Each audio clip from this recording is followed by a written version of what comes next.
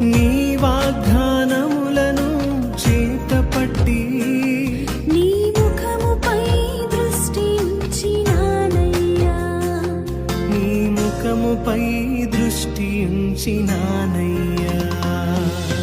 అద్భుతం చేయమయ్యా